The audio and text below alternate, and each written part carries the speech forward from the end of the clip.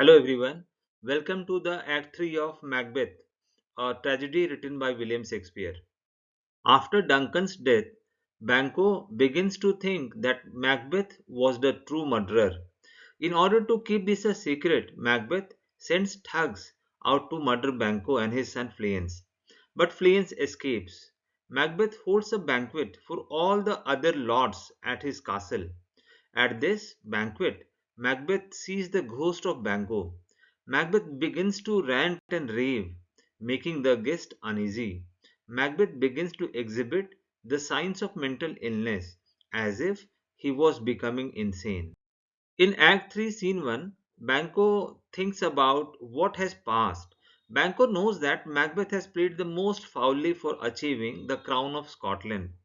He cherishes the distant hope that the prophecy made by the witches that his children would be the king of Scotland will also come true. At this instant, Macbeth joins him. Macbeth receives him as the most honored guest for the evening banquet that he was going to hold in the royal palace. Lady Macbeth also extends her cordial welcome to Banquo. Eventually, Banquo tells him that he and his son are riding to a neighboring town from where they would be returning about the hour of sunset. He, however, promises that he would not miss His Highness' royal banquet. Macbeth now plans what course he should adopt to make his position safe and secure. He discovers that Banquo is the chief enemy. Banquo is the only person who may have some knowledge of his heinous royal murder for capturing the throne. He also remembers that the witches prophesied that the children of Banquo would be the sovereign of Scotland after him. Macbeth cannot bear the thought of the crown passing on Banquo's issues. Therefore, he decides to murder Banquo and his son's Fleance. The attendant produces two murderers before Macbeth. Macbeth instigates them that Banquo is their common enemy. He promises them of every help, support, and promotion if they could murder Banquo at this instance. The murderers agree to Macbeth's suggestion and place before him to murder Banquo and his son Fleance. Macbeth cheers them up and asks them to wait outside for further instructions. Macbeth and Lady Macbeth are discovered talking in confidence. Lady Macbeth feels that their position on the throne is not very safe. She is rather agitated and discontented. Macbeth assures her not to fret herself about the insecurity of their position. He informs her that he is going to do something which will keep away all the danger from their path. Yet, however, he himself is not quite free from the grim fancies of grief, horror, and repentance. Macbeth rather envies the blessed state of Duncan, who after life's fitful fever sleeps well. He himself, on the contrary, will have nothing but enmity, malice, fear, horror, and discontentment. Lady Macbeth tries to cheer up his spirits to face the situation boldly. Macbeth gathers courage at the thought that his enemies are not immortal and therefore he can easily dispose them of. This is the scene of Banquo's murder. The two murderers appointed by Macbeth for the deed lie in wait for Banquo and his son at a distance from the palace. As the light thickens, a third murderer, presumably Macbeth himself, joins them.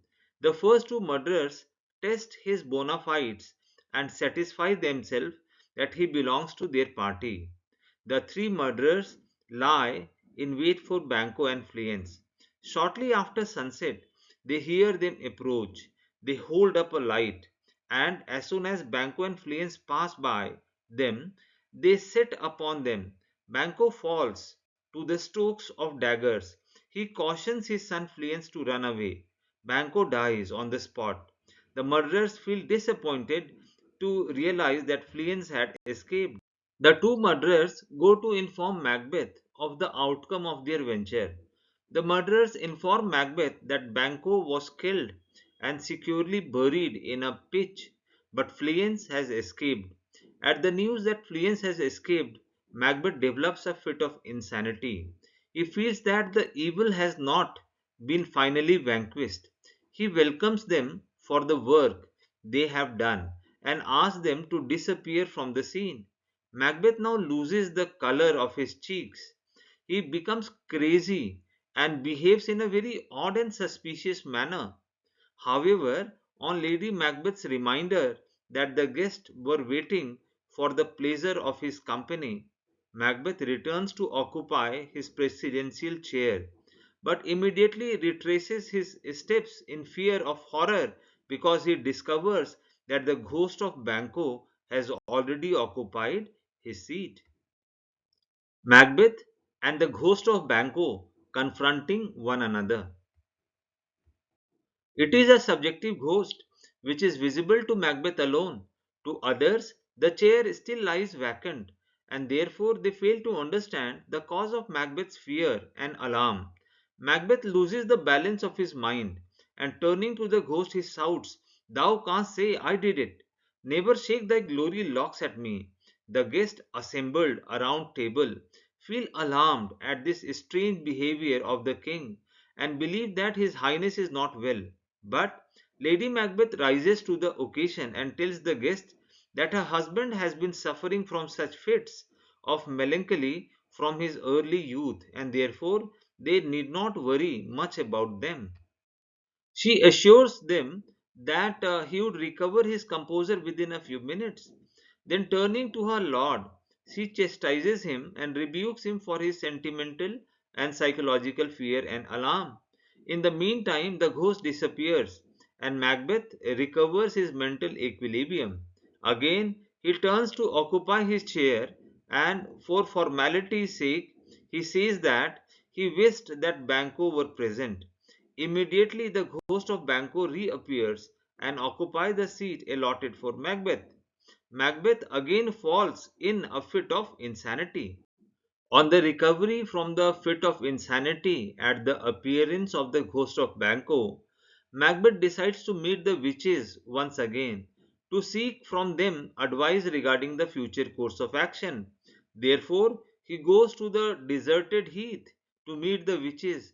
The witches, foreseeing the intention of Macbeth, assemble at the heath to decide how to greet Macbeth and conduct him to his destined path of ruin and death.